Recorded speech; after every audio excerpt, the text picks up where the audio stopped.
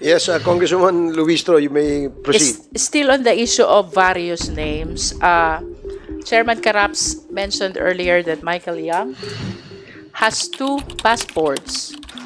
One is a Chinese passport, the other is Philippine passport. May we hear from the Bureau of Immigration, is he a dual citizen? Why he was allowed to be issued a Philippine passport as well? Good afternoon, Madam. The Bureau of Immigration is not aware of the existence of the Philippine passport of Michael Yang. From our record, Your Honor, the Chinese name of Michael Yang is Yang Jiajing, who was born on 19 January 1983. I'm very sorry. So the name is Yang Hong Ming, who was born on October 2, 1976, Your Honor. And he is a Chinese national. But do you confirm, if the DFA is here, I wish to hear also from DFA, ang nag-i-issue lang dapat ng passport ay yung country of nationality. Is that correct? Kung Filipino ka, Philippine passport ka. Kung Chinese ka, Chinese passport ka. The only occasion that we will be seeing a person with two passports for Filipinos are those who are dual citizens, because we allow dual citizenship. Then how come that Michael Yang was issued Philippine passport as well? If you will be raising the late registration of birth, ibig sabihin, he made it appear na siya'y Filipino citizen also, apart from becoming a Chinese citizen. And this reminds me of the significance of the restriction we need to impose application for late registration. Hindi ho pala kailangan mag-apply ng dual citizenship eh.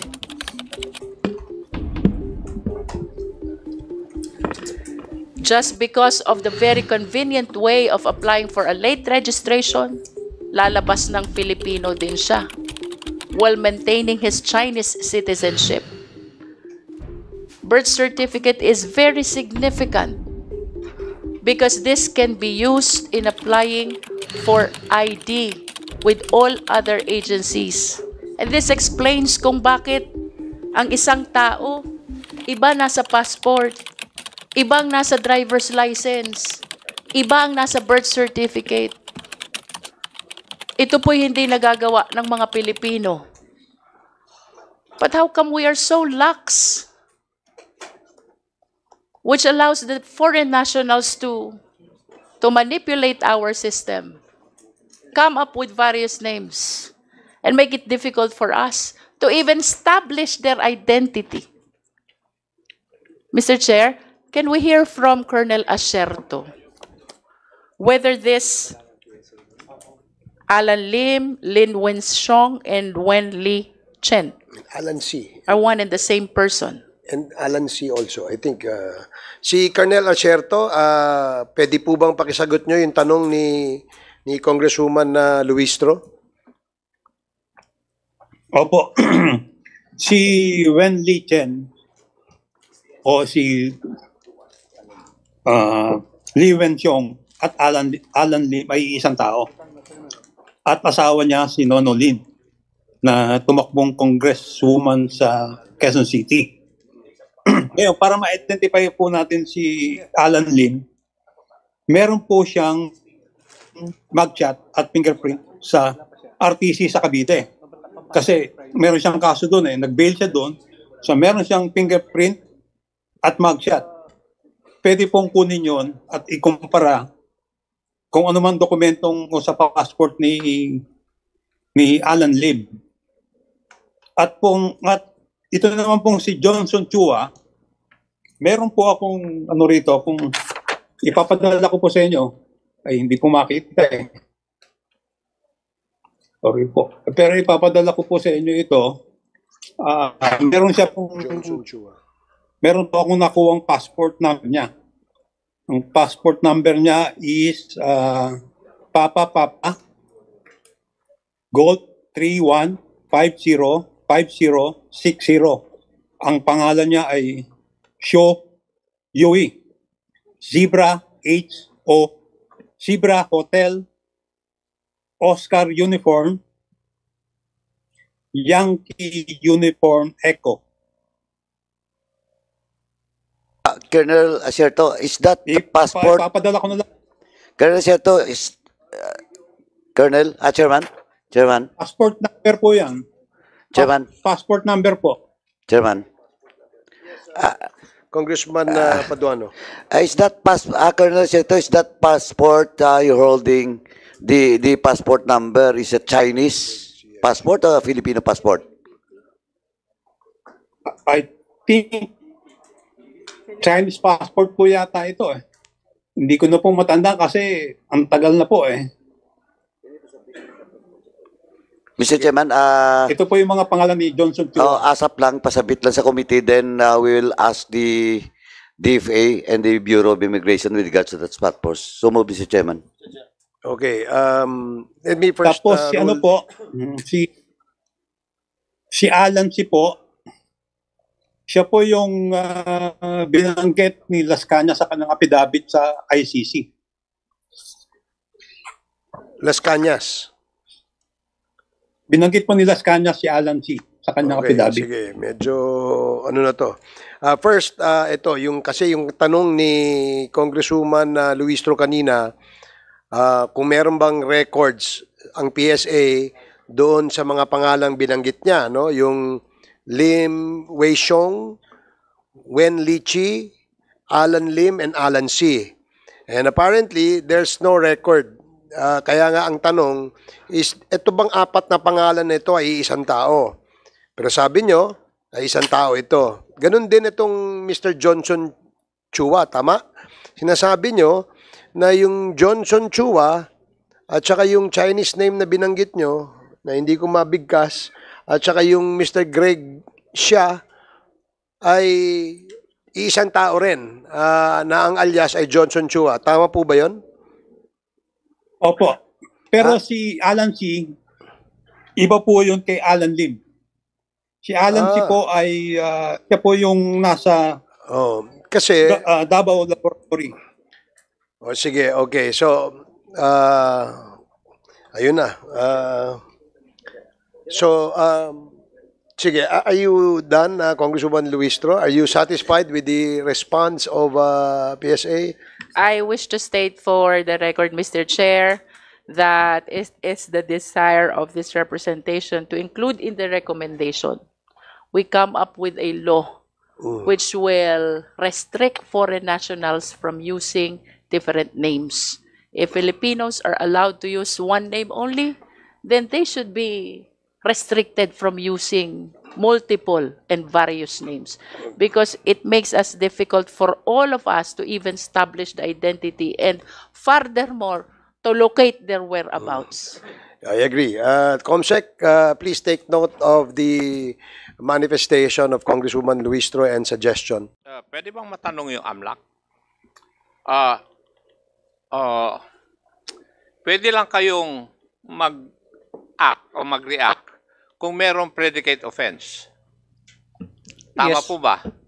That's correct po, Mr. Chair. Now, when will a predicate offense exist for you to act? For precinct, Mr. Chair, normally, we can, the process will proceed if we will be able to show the proof of the existence of the unlawful activity, Mr. Chair, which is normally the complaint, Mr. Chair. So, if a complaint or a proper complaint is filed with the DOJ, pwede na yon na predicate offense. Yes, Mr. Chair, even if it is not yet resolved, Mr. Chair. Even it. When it is not, Even if the case is not yet resolved on the prosecution yun nga, level. siyempre. Kasi kung na-resolve na yun, di ba, kung kailan i-file yung ipa-file ng DOJ sa appropriate court, di ba? Ang tinatanong lang namin is, kailan nagkakaroon ng predicate offense para makapag-react ang AMLAC? Yun ang gusto namin malaman eh. We are presenting a copy of the complaint, Mr. Chair. Now, in the case at hand, yung final na kaso ng NBI, would that consist already of a predicate offense? That's already a predicate offense, Mr. Chair. That's why we are requesting for a copy of the complaint, Mr. Chair. So if NBI or DOJ would provide you a copy of the complaint filed, pwede na kayong kumilos. We can proceed, Mr. Chair. In fact, our investigation is ready and we're just waiting. So maliwanag. Now, NBI, in the last hearing of June 19, 2024, sinabi ni Prosecutor Richard Fadulion, who was then representing the Department of Justice, that cases had been filed against numerous individuals involved in these illicit activities. Yun ang report niya. Now, na-mention dito, yung violations na na-commit at saka persons charged. Nandito kompleto eh. At sinabi niya, these cases are now under evaluation by the Task Force on Drugs at the DOJ and may proceed to preliminary investigation within 5 to 10 days. Ang report na ito ni Prosecutor Padulion was in June. Yes, that was the last hearing eh. June 19, 2024. Nandito. 1, 2, 3, 4, 5, 6. The 7th hearing. Sinabi ni Prosecutor Padulion. So, kung sinabi niya yun na nakapile ng kaso noong 2019, from 2019 up to this date, ano po ang nangyari? Bakit hindi kayo makapag-report kung dinismiss ng DOJ o i-final yung kaso sa korte? Which is the normal course of things to happen. Ano? Ano na nangyari? Nakabitin doon sa DOJ? Ha? Yes, Your Honor. So from June 19 up to July 10, wala pang action ng DOJ. Is that what you're trying to tell us? No, we had a meeting I think last week, Mr. Chairman, that they're requesting for to include the names already because the warrant has been issued and we were already provided by the telecommunication company with the names of the numbers that was used by the suspects. If the warrants were issued already, there is already a case in court. Di No, po ba? the warrants Hindi for the naman pwedeng mag-issue ng warrant yung DOJ. No, Mr. Chairman, warrant for the disclosure of data of the cell phones. Warrant for the disclosure. So, as it is, the ball is in the hands of the DOJ. Yes, Your Honor. Okay. So, it has been with them since June 19 to July 10, 21 days. June 19 eh. Ay, mali yung mathematics mo eh. So, ganun ang sitwasyon, current situation nito, kaso na ito. Now, LRA, nandito po ba?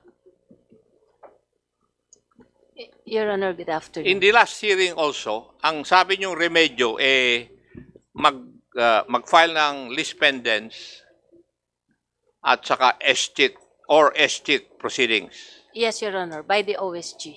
By the? OSG, Your Honor. OSG. Sa SCHIT proceedings, kailangan din ang predicate crime to be established. I am not aware of the policy on SCHIT proceedings, Yun Your ang, Honor. yun What ang I know, sinagot ni Atty. Tamayo eh. If I remember it right. is for as long as the OSG will file the case, Your Honor. Hindi naman yun ang tinatanong ko. So, in other words, what you are trying to tell this committee is kahit walang establishment of predicate crime, Yes, Your Honor. pwedeng mag-proceed sa SGT proceedings. For as long as the complaint is filed in court, Your Honor. Okay. Attorney Galicia, I have here a copy of the letter of Undersecretary Raul Vasquez.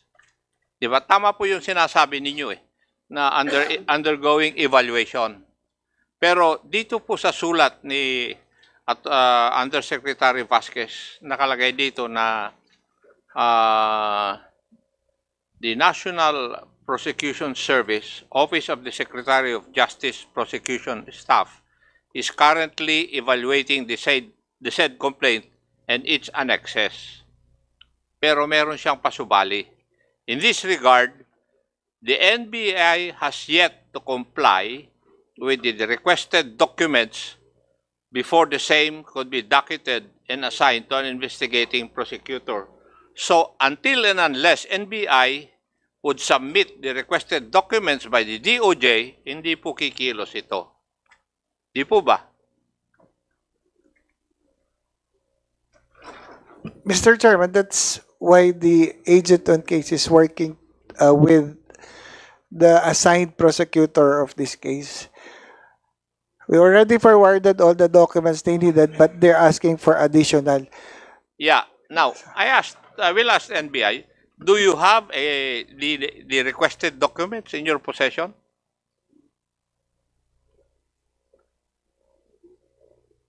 Do you have No. a copy of these requested documents in your possession? The NBI? This is the first time I read this request, Mr. Chairman. Kasi kung wala sa inyong possession itong documents na hinihiling ng DOJ, hindi kayo makapagsasubmit at hindi kikilos yung kaso. Kasi yun ang inaantay ng DOJ for NBI to submit the requested documents before the same could be docketed and assigned to an investigating prosecutor. We already submitted all the documents, Mr. Chairman. So, wala na ito. Naibigay nyo na lahat. Yes, Mr. Napag-comply Chairman. na po kayo rito. We have complied with it. Thank you, Mr. Chair.